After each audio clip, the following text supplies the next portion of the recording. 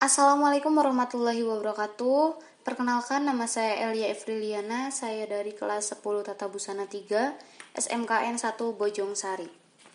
Di sini saya akan mempresentasikan mengenai upaya bangsa Indonesia dalam menghadapi disintegrasi bangsa.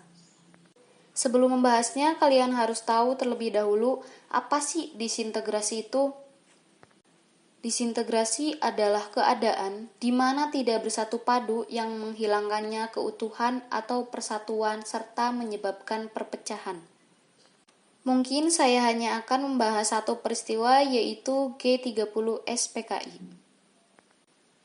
G30 SPKI atau yang sering dikenal dengan Gerakan 30 September Partai Komunis Indonesia adalah sebuah peristiwa yang terjadi pada tanggal 30 September 1965 oleh PKI terhadap bangsa Indonesia.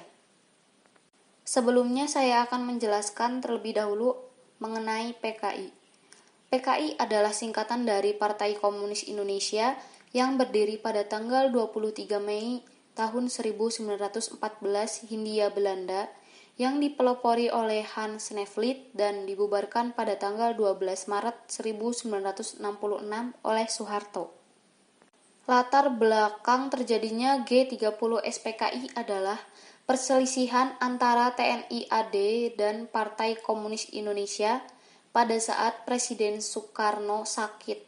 Sakitnya Presiden Soekarno ingin dikudeta oleh TNI AD pada tanggal 5 Oktober 1965. Namun rencana itu digagalkan oleh PKI pada tanggal 30 September 1965. Tujuan dari G30 SPKI yaitu membentuk negara komunis dan menggantikannya dengan pemerintahan yang berpaham kapitalis. 7 pahlawan revolusi G30 SPKI. 1. Letnan Jenderal Ahmad Yani. 2. Mayor Jenderal Suprapto. 3. Mayor Jenderal Siswondo Parman. 4. Mayor Jenderal Haryono Mastirto Darmo. 5. Brigadir Jenderal D.I. Panjaitan.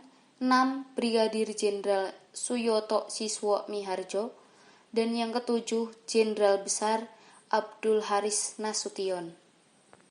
Tidak semua dari ketujuh pahlawan tersebut meninggal pada saat yang bersamaan. Jenderal yang berhasil lolos yaitu Jenderal Abdul Haris Nasution, akan tetapi putrinya yang bernama Ade Irma Suryani dan ajudannya Letnan 1 Pierre Andreas Tendean meninggal karena peristiwa G30 SPKI. Dan yang terakhir kita akan membahas dampak dari G30 SPKI, yaitu dampak positif dan dampak negatif.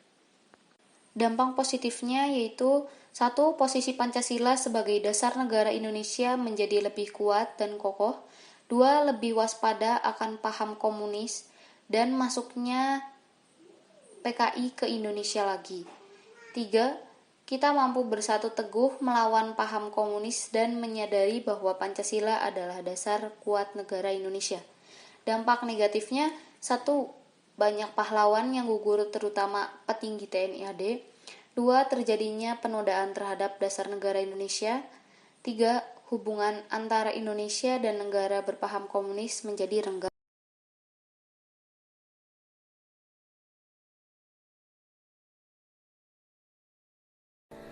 Betapa hatiku takkan bisa